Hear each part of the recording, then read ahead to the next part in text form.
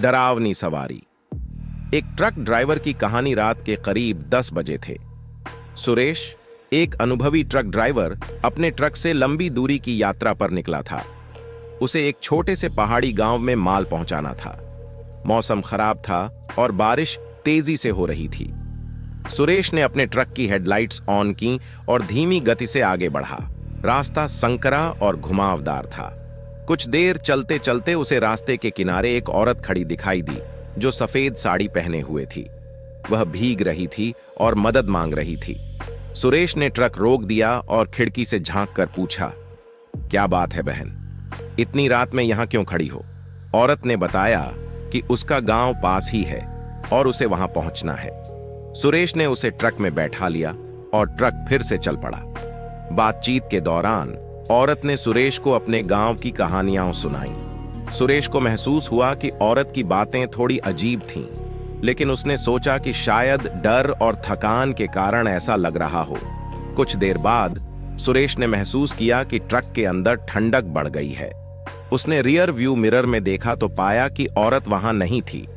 वह चौंक गया और ट्रक रोक दिया। उसने चारों ओर देखा, लेकिन औरत का कोई निशान नहीं था। उसे समझ नहीं आ रहा था कि वह कहां गायब हो गई। सुरेश ने सोचा कि शायद वह सपना देख रहा है या फिर उसकी आंखों का धोखा था। उसने ट्रक को फिर से स्टार्ट किया और आगे बढ़ा, लेकिन अब उसका दिल तेजी से धड़क रहा था। कुछ किलोमीटर आगे जाने पर उसने देखा कि वही औरत फिर से रास्ते के किनारे खड़ी है, उसी हालत में भीगती हुई। सुरेश की सांसें थम गईं। यह कैसे हो सकता है? वह हिम्मत जुटाकर ट्रक से बाहर निकला और औरत से पूछा, तुम कौन हो और बार बार यहां क्यों खड़ी हो? औरत ने धीरे धीरे अपनी आंखें उठाईं और कहा, मैं इस रास्ते पर हर रात खड़ी रहती हूं क्योंकि मेरा यहां एक्सीडेंट हो गया था और मैं वहीं मर गई थी। मुझे मुक्ति नहीं मिल पा रही। सुरेश का दिल दहल गया। वह जल्दी से ट्रक में वापस बैठा और ट्रक को तेजी से चलाने लगा। उसकी हिम्मत टूट चुकी थी। उसे कुछ समझ नहीं आ रहा था कि क्या करे। उसकी आंखों के सामने औरत का चेहरा बार बार आ रहा था। आखिरकार उसने गांव पहुंचकर ट्रक रोका और वहां के लोगों को सब कुछ बताया। गांव के एक बुजुर्ग ने कहा, तुमने जिस औरत को देखा, वह कई साल पहले यहां एक्सीडेंट में मारी गई थी।